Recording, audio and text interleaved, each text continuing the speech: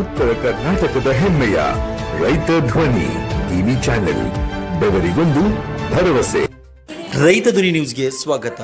ಹಾವೇರಿ ಜಿಲ್ಲೆ ಶಿಗ್ಗಾಂವ ತಾಲೂಕಾ ಬಂಕಾಪುರ ಪಟ್ಟಣದಲ್ಲಿ 1/8/2025 ಶುಕ್ರವಾರ ಬಂಕಾಪುರ ನಾಗರಿಕ ಹಿತರಕ್ಷಣಾ ವೇದಿಕೆ ವತಿಯಿಂದ ಆಲದಕಟ್ಟೆಯವರ ಸಮುದಾಯ ಆರೋಗ್ಯ ಕೇಂದ್ರ ಆವರಣದಲ್ಲಿ ಶಿಗ್ಗಾಂವ ತಾಲೂಕಾ ಅಧಿಕಾರಿಗಳಾದ THO ಡಾಕ್ಟರ್ ಸತೀಶ್ ಇವರಿಗೆ ಮನವಿಯನ್ನು ಕೊಡಲಾಯಿತು. ಇದೇ ಸಂದರ್ಭದಲ್ಲಿ ಚಂದ್ರಶೇಖರ್ ಜೋಗಡ್ಡಿ, ಸಲೀಂ ಇಳಕಲ್, SV ವಸ್ತ್ರದ್ ಹಾಗೂ ಸಿಬ್ಬಂದಿ ವರ್ಗದವರು ಹಾಜರಿದ್ದರು. ಬಂಕಾಪುರ ಪಟ್ಟಣದಲ್ಲಿ ಆರೋಗ್ಯ ಇಲಾಖೆ ಸ್ತ್ರೀ ರೋಗ ಹಾಗೂ ಅರವಳಿಕೆ ತಜ್ಞರ ಹುದ್ದೆಗಳನ್ನು ರದ್ದುಗೊಳಿಸಿರುವುದರಿಂದ ಹುದ್ದೆಗಳನ್ನು ಪುನರ್ಸ್ಥಾಪನೆಗಾಗಿ ಬಂಕಾಪುರದ ಹಾಗೂ ಸುತ್ತಮುತ್ತಲಿನ ಗ್ರಾಮಗಳ ರೈತರು, ಶಾಲಾ ವಿದ್ಯಾರ್ಥಿಗಳು, ನೌಕರದಾರರು, ಜನಪ್ರತಿ ಹೋರಾಟಗಾರರು, ಬಂಕಾಪುರ ತಾಲೂಕಾ ಹೋರಾಟ ಸಮಿತಿ ಅಧ್ಯಕ್ಷರಾದ ಶ್ರೀ ಅಬ್ದುಲ್ ರಜಾಕ್ ತಹಶೀಲ್ದಾರ್, ಶ್ರೀ ಮಾಮ್ಲೆ ಹೊಣಕೇರಿ, ಶ್ರೀ ಬಸವರಾಜ್ ನಾರಾಯಣಪುರ್, ಶ್ರೀ ಗಂಗಾಧರ್ ಪಟನ್ ಶೆಟ್ಟರ್, ಶ್ರೀ ಹೊನ್ನಪ್ಪ ಹೂಗಾರ್, ಶ್ರೀ ಗಿರೀಶ್ ನಾಗರವಳ್ಳಿ, ಶ್ರೀ ಸೋಮಶೇಖರ್ ಗೌರಿಮಠ್, ಶ್ರೀ ಬಾಪುಗೌಡರು ಪಾಟೀಲ್ ಸೇರಿದಂತೆ ಇತರರು ಸಾರ್ವಜನಿಕರು ಇದ್ದರು. ಅವ್ನು ಗುಳಿಯುತ್ತು ಅಂತ ಮನೆಗೆ ಹೋಗ್ತಾನೆ. ಯಾಕೆ ಈ ಒಂದು ಅಸಡ್ಡೆ ದವಾಖಾನೆಯೊಳಗೆ ನಾವಂತೂ ಏನು ಮಾಡಿದೇವ್ರಿ, ನೋಡ್ಕೊತಾನೆ ಅದೇವಿ. ಇಂಥ ಒಂದು ಪ್ರತಿಭಟನೆ ಆಕತಿ ಅನ್ನೋದು ನಮಗೆ ಗೊತ್ತಿತ್ತು. ಆ ರೀತಿ ಇವತ್ತು ಊರಿನ ಜನ ಭಾಳ ಕಡಿಮೆ ಜನ ಸೇರ್ಯಾರ ಇಲ್ಲಿ. ಯಾಕಂದ್ರೆ ಇದು ಪಬ್ಲಿಸಿಟಿ ಮಾಡಿಲ್ಲ, ನಾವು ನಿಮಗೆ ಎಚ್ಚರಿಕೆ ಕೊಡ್ಬೇಕನ್ನೋ ದೃಷ್ಟಿಯಿಂದ ಇಷ್ಟೋ ಜನ ಬಂದು ತಮಗೆ ಈ ವಿಷಯವನ್ನು ನಾವು ಹೇಳಕತ್ತೀವಿ. ಮತ್ತು ಇಲ್ಲಿ ಪೇಪರು ವರದಿಗಳನ್ನು ತಂದಾರ. ನೀವು ಹೇಳಿದ್ದೇನು, ಇಲ್ಲಿರೋದೇನು, ಅದಕ್ಕೆ ಸಮಗ್ರವಾಗಿ ನಮಗೊಂದು ಉತ್ತರ ಹೇಳ್ರಿ. ಮತ್ತು ಎಷ್ಟು ದಿನದೊಳಗೆ ನಮಗೆ ಇಲ್ಲಿ ಲೇಡಿ ಡಾಕ್ಟರ್ಸ್ ಬೇಕು, ಉತ್ತಮವಾದಂಥ ಸುಶ್ರೂಷಕಿಯರು ಬೇಕು. ಇವ್ರು ಯಾರು ಇಲ್ಲದೇ ಇದ್ದಿದ್ದರಿಂದ ಅನೇಕ ಜನಕ್ಕೆ ತೊಂದರೆಯಾಗಿ ಅವರೆಲ್ಲ ಪ್ರೈವೇಟ್ ದವಾಖಾನೆಗೆ ಹೋಗ್ತಾರೆ. ಲಕ್ಷಗಟ್ಟಲೆ ರೊಕ್ಕ ಖರ್ಚು ಮಾಡೋಂಥ ಪರಿಸ್ಥಿತಿ. ಅವ್ರು ಹೆಂಗೆ ತಾವು ಮೊದಲೇ ಉತ್ತರ ಕೊಡ್ರಿ, ಆಮೇಲೆ ಮತ್ತೇನಾದವು ಅವನ್ನ ಹೇಳುವಂತ್ರಿ ಅಂತ. ಈಗ ಸದ್ಯ ತಮ್ಮ ಪರಿಚಯ ಹೇಳ್ರಿ, ತಾವು ಇದಕ್ಕೆ ಏನು ಮಾಡ್ತೀರಿ, ಯಾವಾಗ ಮಾಡ್ತೀರಿ ಅಂತ ಹೇಳ್ರಿ. ಎಲ್ರಿಗೂ ನಮಸ್ಕಾರ. ಒಂದು 5 ನಿಮಿಷ ಒಂದೊಂದೇ ಮುಗಿಸ್ಬಿಡೋಣ. ನಾನು ಡಾಕ್ಟರ್ ಸತೀಶ್ ಅಂತ ಹೇಳ್ಬಿಟ್ಟು ತಾಲೂಕು ಆರೋಗ್ಯಾಧಿಕಾರಿಗಳು ಶಿಗ್ಗಾಂವಲ್ಲಿ ಬಂದು ಈಗ 3 ವರ್ಷ ಆಯ್ತು ಈಗ ನಾನು ಬಂದಿಲ್ಲಿ. ಸೊ ನಮ್ಮಲ್ಲಿ 7 ಪ್ರಾಥಮಿಕ ಹಂತದ ಆಸ್ಪತ್ರೆಗಳಿದ್ದಾವೆ. ಒಂದು ಸಮುದಾಯ ಆರೋಗ್ಯ ಕೇಂದ್ರ ಇದೆ, ಒಂದು ಜನರಲ್ ಆಸ್ಪತ್ರೆ ಶಿಗ್ಗಾಂವ್ ಇದೆ. ಈ ಎಲ್ಲ 9 ಏನಿದಾವಲ್ಲ ನಮ್ಮಲ್ಲಿ, ಆ 9ಗಳನ್ನು ಅತ್ಯುತ್ತಮವಾಗಿ ಕೆಲಸ ನಿರ್ವಹಣೆ ಮಾಡೋದಕ್ಕೋಸ್ಕರ ನಾವೆಲ್ಲ ಪ್ರಯತ್ನ ಮಾಡ್ತಾ ಇದ್ದೀವಿ.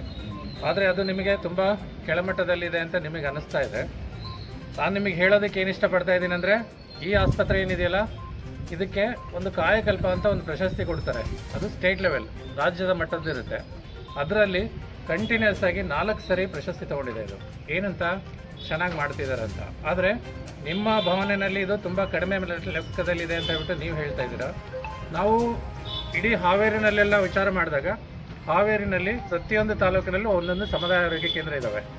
ಅವೆಲ್ಲವನ್ನು ಕಂಪೇರ್ ಮಾಡಿದರೆ this is one of the best ಅಂತ ನಾವು ಹೇಳ್ತಾ ಇದ್ದೀವಿ. ಆದರೆ ರಾಜ್ಯದವರು ಏನು ಮಾಡ್ತಿದ್ದಾರೆ, ಈ ಬೆಸ್ಟ್ ಅಂತ ನೀವೇನು ಹೇಳ್ತಾ ಇದ್ರಲ್ಲ ಅದಕ್ಕಿಂತಲೂ ಇನ್ನೂ ಉತ್ತಮ ಮಟ್ಟದಲ್ಲಿ ಕಾರ್ಯನಿರ್ವಹಿಸಬೇಕು ಅಂತ ಹೇಳ್ಬಿಟ್ಟು ಕೆಲವೊಂದು ಡಿಸಿಷನ್ ತೊಗೊತಾ ಇದ್ದಾರೆ. ಅಲ್ಲಿ ಏನು ಅಂತ, ನಾವು ಇದು ಬೆಸ್ಟ್ ಅಂತ ಹೇಳ್ತಾ ಇದ್ದೀವಲ್ಲ, ಅದು ಕಂಪೇರ್ ಟು ಆಲ್ ಇದು ಯಾವುದೋ ಸಮುದಾಯ ಆರೋಗ್ಯ ಕೇಂದ್ರಗಳೇನಿದಾವಲ್ಲ, ಬ್ಯಾಡಿಗಲ್ಲಿದೆ, ರಾಣೆಬೆನ್ನೂರಲ್ಲಿದೆ, ಇದು ಹಾವೇರಿಲಿದೆ, ಹಾನಗಲ್ಲಲ್ಲಿದೆ. ಸೊ ಇವೆಲ್ಲವುಗಳೆಲ್ಲ ಒಂದೊಂದು ಸಮುದಾಯ ಆರೋಗ್ಯ ಕೇಂದ್ರ ಕಂಪೇರ್ ಮಾಡಿದ್ರೆ ಇಲ್ಲಿ ಅತಿ ಹೆಚ್ಚಿನ ಹೆರಿಗೆಗಳಾಗ್ತಾ ಇದ್ದಾವೆ. ಓಕೆನಾ? ಸೊ ಇದು ಆದ್ರೂ ನಿಮಗೆ ಹೆಂಗೆ ಅಸಮಾಧಾನ ಇದೆಯಲ್ಲ, ಹಾಗೇನೆ ರಾಜ್ಯ ಸರ್ಕಾರಕ್ಕೂ ಅಸಮಾಧಾನ ಇದೆ. ಏನಂತಂದರೆ ಇದು ಇನ್ನೂ ಹೆಚ್ಚಿನ ರೀತಿಯಲ್ಲಿ ಮಾಡಬೇಕು ಅಂತ ಹೇಳ್ಬಿಟ್ಟು ಆ ನಿಟ್ಟಿನಲ್ಲಿ ಏನು ಮಾಡಿದ್ರು, ಈಗ ತುಂಬ ಜನ ಟ್ರಾನ್ಸ್ಫರ್ಗಳಾದರು, ನೀವು ನೋಡಿರ್ತೀರ. ಸೊ ಅದರಲ್ಲಿ ಆ ಟ್ರಾನ್ಸ್ಫರ್ಗಳು ಯಾವ ಥರ ಆಗಿದಾವೆ ಅಂದರೆ, ಅವ್ರದ್ದೇ ಆದ ಒಂದು ನಿರ್ದಿಷ್ಟ ಮಾನದಂಡಗಳಿದ್ದಾವೆ, ಅದರ ಪ್ರಕಾರ ಅವರು ಅದನ್ನು ಮಾಡಿದ್ರು. ಈಗ ಇದನ್ನು ಮಾಡ್ತಾ ಇದ್ದಾರೆ, ಮತ್ತು ಮುಂದೆನೂ ಇನ್ನೂ ಒಂದಿಷ್ಟು ಮಾಡೋರಿದ್ದಾರೆ. ಸೊ ಅವೆಲ್ಲವುಗಳಿಂದ ನಿಮಗೆ ಒಳ್ಳೇದಾಗುತ್ತೆ ಅನ್ನೋದು ಬಿಟ್ಟರೆ ನಿಮಗೆ ಕೆಟ್ಟದ್ದಾಗೋದು ಅಂಥದ್ದು ಯಾವುದೂ ಇರೋದಿಲ್ಲ. ಆಮೇಲೆ ಇನ್ನೊಂದೇನು ಅಂತಂದರೆ, ಒಳ್ಳೇದು ಯಾವ ರೂಪದಾಗ ಆಗ್ತದೆ. ಪ್ರತಿಭಟನೆ ಪ್ರಕಾರ, ಸರ್ಕಾರದ ಆದೇಶದ ಪ್ರಕಾರ ಇಲ್ಲಿಯ ಸ್ತ್ರೀ ರೋಗ ತಜ್ಞರು ಮತ್ತು ಇವರುಗಳನ್ನು ರದ್ದುಪಡಿಸಿ ಅವರನ್ನು ನಿಯೋಜನೆಗೋಸ್ಕರ ಅಲ್ಲಿ ಕೌನ್ಸಿಲಿಂಗಿಗೆ ಕರೆದಿದ್ದಾರೆ ಸ್ಟೇಟ್ಗೆ. ಮುಂದಿನ ಆದೇಶ ಇವರ ಪ್ರಕಾರ ಅವರಿಗೆ ಮತ್ತೆ ಆ ರದ್ದುಪಡಿಸಿದ ಇವುಗಳನ್ನು ವಾಪಸ್ಸು ಹಾಕಿಸೋದಕ್ಕೆ ಕೇಳ್ತಾ ಇದ್ದಾರೆ ಮನವಿನ. ಇದೇ ಮನವಿನ ನಾವು ಸರ್ಕಾರಕ್ಕೆ DHO ಅವರಿಗೆ, ಜಿಲ್ಲಾ ಆರೋಗ್ಯ ಮತ್ತು ಕುಟುಂಬ ಕಲ್ಯಾಣಾಧಿಕಾರಿಗಳಿಗೆ ಇವರ ಮನವಿಯನ್ನು ಸಲ್ಲಿಸಿ ಅದು ಸರ್ಕಾರಕ್ಕೆ ಯಾವ ರೀತಿ ಕ್ರಮ ತೆಗೆದುಕೊಳ್ಳಬೇಕು ಅಥವಾ ಅವರಿಗೆ ಯಾವ ರೀತಿ ಮನವಿ ಕೊಡಬೇಕು ಅನ್ನೋದನ್ನು ನಿಶ್ಚಯಿಸಲು ಹೇಳಿಸ್ತೇನೆ. ಭರೋಸಾ ಕೊಟ್ಟು ಎಲ್ಲ ಸ್ಟಾಫ್ ಇಟ್ಕೊಂಡು ಡೆಲಿವರಿ ಮಾಡ್ತಿದ್ರೆ ನಿಮ್ಮ ಅಕ್ಕಿ ಸಂಖ್ಯೆಗಳು ಜಾಸ್ತಿ ಹಾಕಿದ್ವು. ನೀವು ಅಕ್ಕಿ ಸಂಖ್ಯೆಗಳು ನೀವು ಯಾಕೆ ಕಮ್ಮಿ ಮಾಡಿದ್ರೆ ಇದೇ ಒಂದು ಕಾರಣ ಯಾಕೆ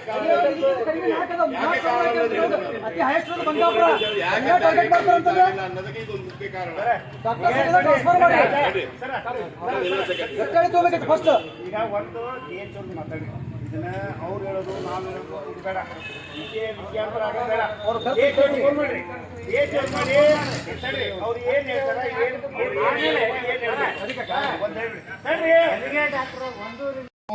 ರಾಜ್ಯ ಸರ್ಕಾರಗಳಿಗೆ ಒಳ್ಳೆ ಮರು ನೇಮಕಾತಿ ಮಾಡೋಳಕ್ಕೆ ಚಿಂತನೆ ನಡೆಸ್ಯಾರ ಅಂತ ನೀವ್ ಹೇಳಿದ್ರಿ. ಅದ್ರದ್ದು ಇಂಟ್ರೊಡಕ್ಷನ್ ಪಬ್ಲಿಕ್ ಎಲ್ಲಿ ಕೊಟ್ರಿ? ಕೊಟ್ಟಿಲ್ಲ. ಈಗ ಇನ್ನೊಂದೇನು ರಿಪೋರ್ಟ್ ಕಳಿಸ್ಯಾರ ವೈದ್ಯಾಧಿಕಾರಿಗಳು, ಅದ್ರದ್ದು ಈ ಆಸ್ಪತ್ರೆ ಒಳಗ ಅವಶ್ಯಕತೆನೇ ಇಲ್ಲ ಹುದ್ದೆದ್ದು ಡಿಸ್ಮಿಸ್ ಮಾಡ್ಬಿಟ್ರಿ. ಮರು ನೇಮಕಾತಿ ಮಾಡೋ ಅವಶ್ಯಕತೆ ಇಲ್ಲ. ರಿಪೋರ್ಟ್ ಹಾಕಿರಿ.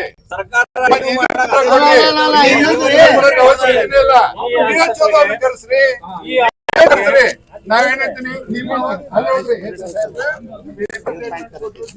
ವೈದ್ಯಾಧಿಕಾರಿಗಳು ಕರೆಸ್ರಿ, ಅವ್ರು ಮಾತಾಡಿ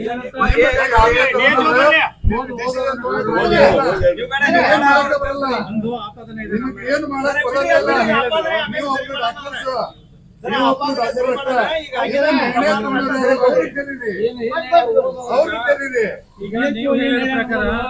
ಅವರು ಸರ್ಕಾರಕ್ಕೆ ಪತ್ರ ಬರೆದು ಅವರ ರಾಜ್ಯ ಸರ್ಕಾರದ ಆದೇಶದ ಪಾಲನೆ ಮಾಡಲಾಗಿದೆ. ತೆರವುಗೊಂಡಿರುವ ಬಂಕಾಪುರ ಕೇಂದ್ರದ 2 ತಜ್ಞರ ವೈದ್ಯರ ಹುದ್ದೆಗಳನ್ನು ಉಳಿಸಿಕೊಳ್ಳಲು ಮತ್ತು ಹುದ್ದೆ ಅವಶ್ಯಕತೆ ಬಗ್ಗೆ ಸರ್ಕಾರದ ಮನವರಿಕೆ ಮಾಡಲು ಒಂದು ಮನವಿ ಸಲ್ಲಿಸಲಾಗಿದೆ ಅಂತ ಡಿಸ್ಮಿಸ್ ಮಾಡಕ್ ಇವರ ಬರಲ್ಲ.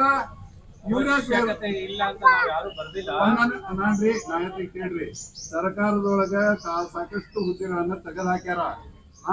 ಯಾಕಂತಂದ್ರ ನಿಮ್ಮ ಆರೋಗ್ಯ ಕೇಂದ್ರದೊಳಗ 4 ಮಂದಿ ಪೇಮೆಂಟ್ ಕೊಡಕ್ ಬಂಕಾಪುರದ ಆಲ್ಕಟ್ಟಿ ಸಮುದಾಯ ಭವನದ ನ್ಯೂನತೆಗಳ ಬಗ್ಗೆ ಇವತ್ತು ತಾಲೂಕಿನ ಅಧಿಕಾರಿಗಳಾದ ಸತೀಶ್ ಅವರು ಹಾಗೂ ಠಾಣೆಯ PSI ಅವರು ಹಾಗೂ ಸಿಬ್ಬಂದಿಯವರು ಹಾಗೂ ಎಲ್ಲ ಯುವಕರು ಕೂಡಿಕೊಂಡು ಪ್ರತಿಭಟನೆಯನ್ನ ಮಾಡಲಾಗಿ ಇಲ್ಲಿಯ ನ್ಯೂನತೆಗಳ ಬಗ್ಗೆ ನಾಳೆ DOCRನ ಇಲ್ಲಿ ಬರ ಹೇಳಕ್ಕೆ ನಾವು ಕೇಳಿದ್ವಿ ಅಂತೇಳಿ DOC ತಾಲೂಕಾ ಅಧಿಕಾರಿಗಳು ಹೇಳಿದ್ದರಿಂದ ಈ ಪ್ರತಿಭಟನೆಯನ್ನ ಹಿಂಪಡೆದು ನಾಳೆ DOCR ಆಗಮಿಸಿದಾಗ ನಮ್ಮ ಬಂಕಾಪುರದ ಏನೇನು ಸಮುದಾಯ ಆರೋಗ್ಯ ಕೇಂದ್ರದಲ್ಲಿ ಕೊರತೆಗಳಿದಾವ ಆ ಕೊರತೆಗಳ ಬಗ್ಗೆ ಎಲ್ಲ ಹಿರಿಯರು ಕೂಡ್ಕೊಂಡು ಚರ್ಚೆ ಮಾಡಿ ಕ್ರಮ ವಹಿಸ್ಬೇಕಂತೇಳಿ ನಾವು ಇವತ್ತಿನ ಈ ಸ್ಟ್ರೈಕನ್ನ ಮುಕ್ತಾಯಗೊಳಿಸಿದ್ದೀವಿ.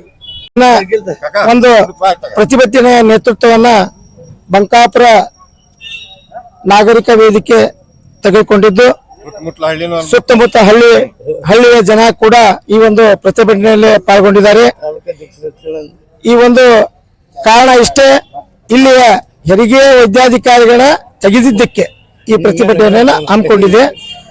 ಆ ಹೆರಿಗೆ ಅಧಿಕಾರಿಗಳು ಬರುವವರೆಗೂ ನಮ್ಮ ಬಂಕಾಪುರದ ಪ್ರತಿಭಟನೆ ನಿಲ್ಲೋದಿಲ್ಲ. ಈಗ ನಮ್ಗೆ ತಾಲೂಕಾ ಆಫೀಸರ್ ಆದಂತ DHO ಅವರು ಹೇಳಿದ್ದಾರೆ, ನಾವು ನಾಳೆ ದಿವಸ DHO ಅವರನ್ನು ಕರೆಸಿ ನಿಮಗೆ ಆದಂತ ಅನ್ಯಾಯಕ್ಕೆ ಸರಿಪಡಿಸಿಕೊಡ್ತೇವೆ ಅಂತ ಕಾಲಾವಕಾಶವನ್ನ ಕೇಳಿದ್ದಾರೆ. ಆ ಕಾಲಾವಕಾಶವನ್ನು ಅವ್ರು ಕೊಟ್ಟಿವಿ. ನಾಳೆ ಬೆಳಗ್ಗೆ 10 ಅವರು ಮೀಟಿಂಗ್ ಕರಿತೀನಿ ಅಂತ ಹೇಳಿದ್ದಾರೆ.